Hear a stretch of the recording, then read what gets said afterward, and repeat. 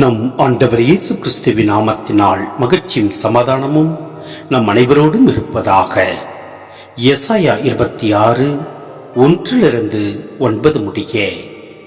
அந்நாளில் யூதா நாட்டில் இந்த பாடல் பாடப்படும்.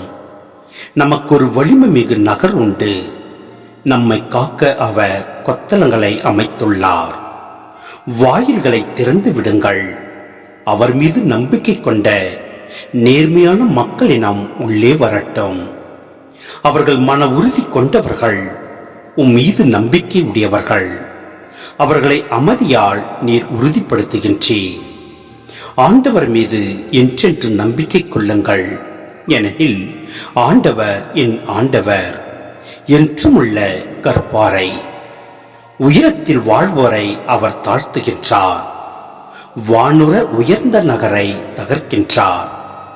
அதை தரமட்டமாக்கி புழுதியோடு புழுதியாக, மண்ணோடு மண்ணாக செய்கின்றார்.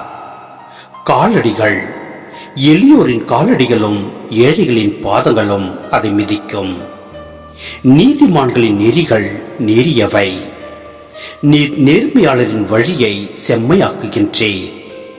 ஆண்டவரே, உமது நீதியின் நெறியில் நடந்து உமக்காக காத்திருக்கிறோம்.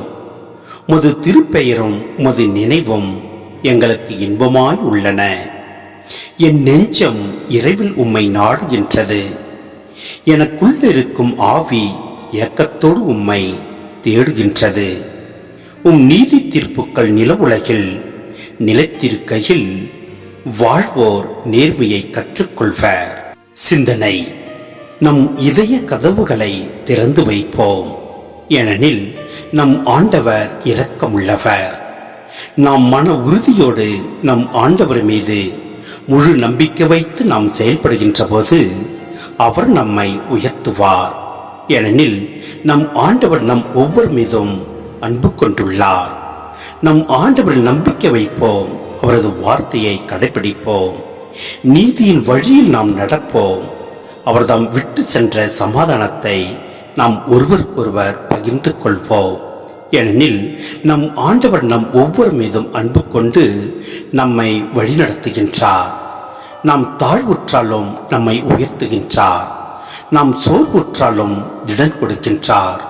நாம் நோயில் உள்ள போதும் தமது கரத்தினால் தொட்டு குணப்படுத்துகின்றார்.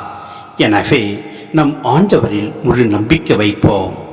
எனவே அவரே நமக்கு வாழ்வளிப்பவர், நிலை வாழ்வை அளிப்பவர். எல்லாம் அல்ல இறைவன் உங்களையும் என்னையும் நிறைவாய் ஆசீர்வதிப்பார். ஆமேன்.